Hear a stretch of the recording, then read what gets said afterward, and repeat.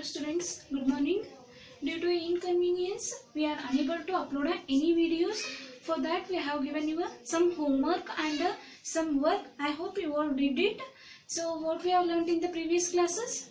Mode of nutrition, that is autotrophs and heterotrophs, and the difference between autotrophs and heterotrophs. Example for those and in plants, the autotrophic mode of nutrition is taking place. So, what is this autotrophic?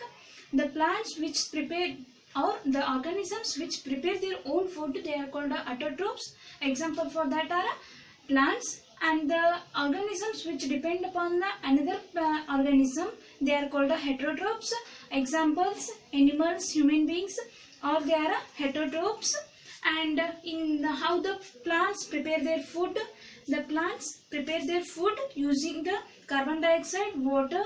The main thing is chlorophyll. In presence of sunlight, they prepare their own food.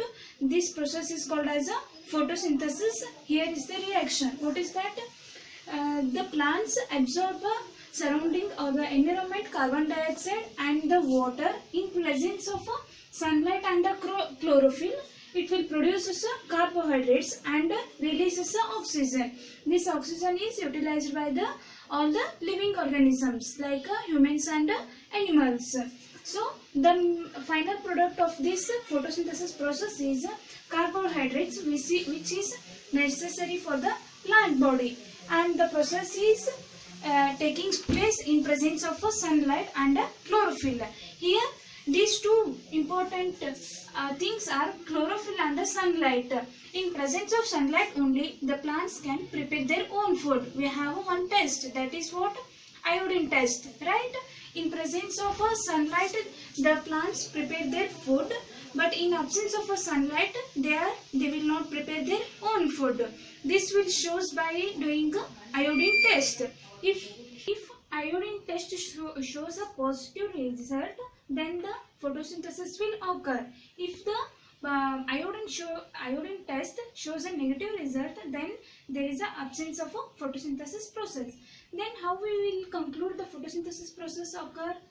This means that when we take the solution, then what happens? The color of the solution changes from yellow to blue color. Then it will shows the photosynthesis process is occurred. This iodine test will shows the will explain about the photosynthesis process occurred in plants. And the main characteristics of a chlorophyll is, one is it will give a color to the leaves. It is nothing but the green color pigment, that is called as a chlorophyll, which gives a color to the plant. In presence of chlorophyll only, the food is prepared in leaves. Okay, we have learned this in the last class. And not only big trees and some small plants also prepare their own food. Example, fungus and algae. They are small plants which they prepare their own food due to presence of chlorophyll. We have another types of chlorophyll are observed. They are red color chlorophyll and brown color chlorophyll, and we have observed these. It shows that red color pigment will give a red chlorophyll, brown color pigment will give a brown chlorophyll. It will learn in the last class. And we have a heterotrophic mode of nutrition, that is heterotrophic plants.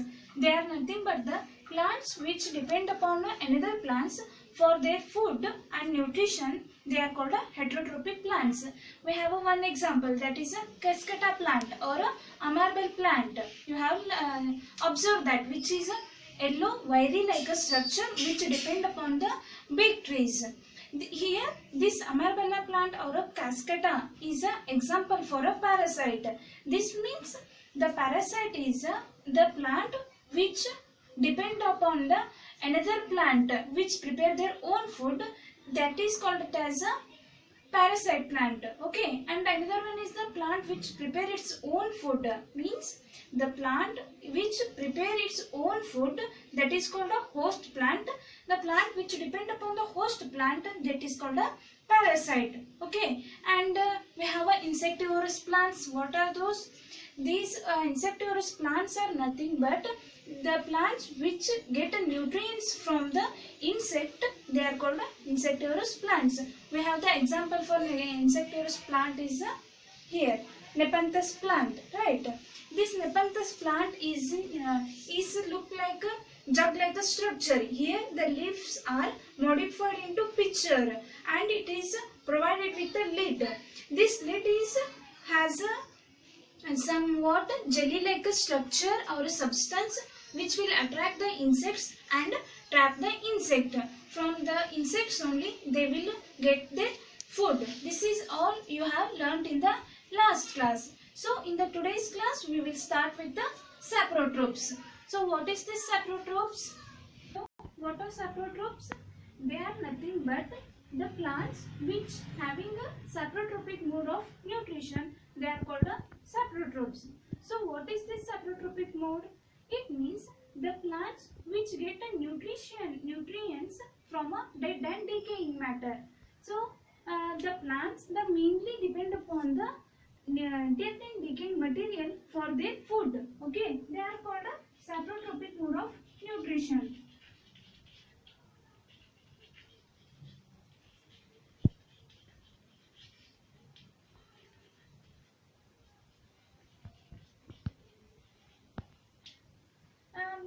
What may be the dead and decaying matter? For that example, you may observe some boost like structure on on chapatis which we left for 2-3 days. Isn't that right? You may observe that on chapatis there was a cottony like a structure which look like a cotton like a structure that we call generally we call it as a boost. That is nothing but a dead and decaying material. So we call it as the food is wasted. So that in that chapati what happens, the boost is produced due to nutrients is lost. But that nutrients are absorbed by some certain plants. They are called as saprotrophs. So where do you observe these saprotrophs? Example for that are mushrooms. Okay, mushrooms are nothing but the what you call it as a Naicode. Okay, they are, you may observe it in a where the soil or a moist like structure. Okay, the moist like structure you may observe the mushrooms. In there what happens, the dead and decaying materials are present. There only these saprotrophs are grown. Okay, this is about saprotrophs and a saprotrophic mode of nutrition. Example for this is what I have given, mushrooms. And you may also give the fungus which will also grown on a dead and decaying materials. Okay, please be remember the mushrooms and the fungus as the example for the saprotrophic mode of nutrition.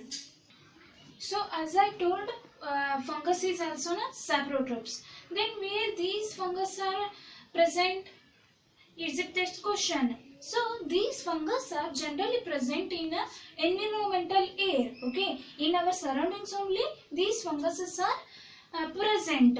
When there is a wet or a warm area, then they will fall on the surface of the land and they will germinate and started to grow. Where the wet or a moist place and some warm or a humid place, in there only these saprotrophs, nothing but the funguses are grown. Okay, they get nutrients from that moist or warm places only. So this is about the fungus and the saprotrophic mode of nutrition. There is another name called as a symbiosis mode of nutrition. So what is this symbiosis? This is nothing but it is a type of a plant in which they get shelter and food or nutrients from the another plant. They are called as a symbiosis plants. So as I told, symbiosis is nothing but the some organisms live together and share their food and shelter. That is, these are the organisms which share their shelter and nutrients.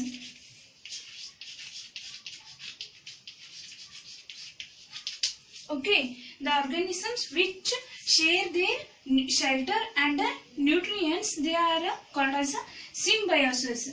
In plants, the example is fungus. They may present in roots of the plant, means these fungus will grown on the roots of the plant. So these roots provide a shelter to the fungus. In return, this fungus will prepare the food and provide this nutrition to the plants. Here it is an example for the symbiosis in case of plants. In living organisms, I will give an example for symbiosis is lichens. Okay.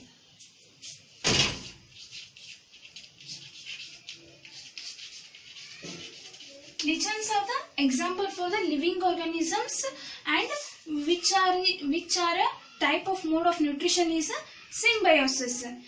Some certain cases what happens, some algae and fungus live together and share their shelter and nutrients. So what happens in that case, fungus will provide a shelter to the algae, and these algae will produce nutrients, food and minerals to the fungus. This is a symbiosis in case of fungus and algae. So this is all about a symbiosis mode of nutrition. So these plants will get a nutrients from the insects and some other forms also. So we may ask the question, is the nutrients also get from the soil? Yes, the soil is rich of nutrients like certain nitrogenous gases are present, phosphorus, potassium. These are all minerals are present in the soil and they are absorbed by the plants and they will prepare the food. So the next concept is how nutrients are replenished in the soil.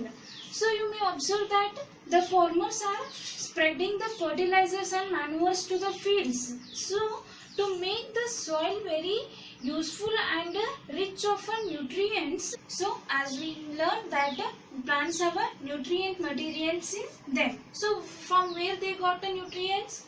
They got the nutrients from the soil. We know that some more minerals are present in the soil. Example, nitrogen, potassium, phosphorus, they all are present in the soil. These new minerals are absorbed by the plant and produces their own food, and they utilizes the food and produces the carbohydrates. This is you have learnt. So how nutrients are replenished in the soil? You may observe that farmers are spreading the fertilizers and manures to the field, so that if the soil is in lack of nutrients or certain minerals, they will get from that fertilizers and manures. So what is this manure? Okay, the manure is nothing but the animal dung which is used for the fertilization. That is called a manure. They all are spreading in the fields to make the soil rich of nutrients and minerals. You may heard that in case of a photosynthesis process, what is that? The nitrogenous gas are absorbed by the plants, right?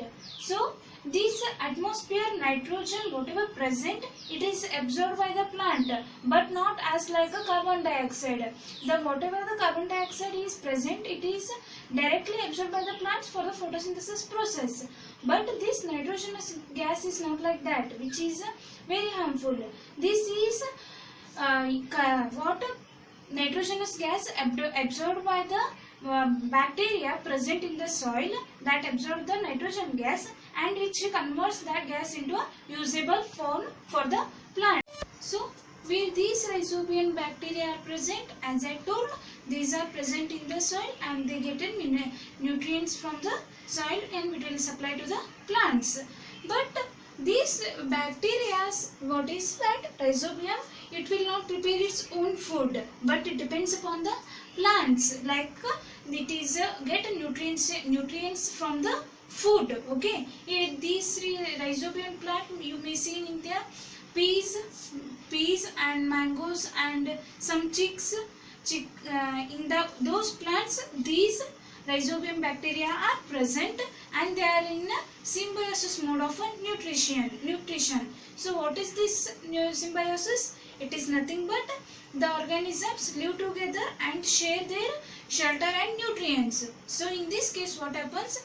This plant okay, this plant will provide nutrients to the, okay, this plant will provide nutrients to the bacteria, and it will soil will get the soil, from the soil this rhizobium bacteria will get a shelter. So whatever this is they are in the symbiosis mode of nutrients. Is that clear?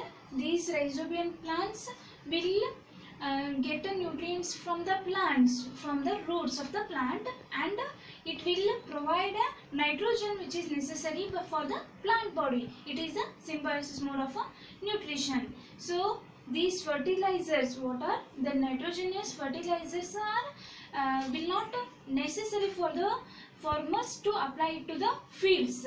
From these bacteria only the useful nitrogenous gas will supply to the plant body. Okay, these nitrogenous bacteria are present in the leguminous plants. So what are these leguminous plants? They are nothing but the pea plants. Okay, means which provide the pulses which are necessary for the human beings or the other animals. Okay, from these leguminous plants the nitrogenous gas fertilizers are not used for the plants. So in this chapter you studied about the mode of nutrition in plants, and autotrophic mode of nutrition, heterotrophic, and photosynthesis process reaction for that, and some heterotrophic mode of nutrition plants, and example for that insectivorous plants, and finally the saprotrophs and the symbiosis. This is what we are studied in this chapter. In the exercise part they have mentioned the keywords. There are some keywords. You go through that exercise part, means keywords, and write the answer for that keywords. And in the next class I am going to deal with the exercise part. If you have any doubts you may ask. I will clarify that, and exercise part will be I hope you all did it in your notes. So I will solve that in the next class. Thank you.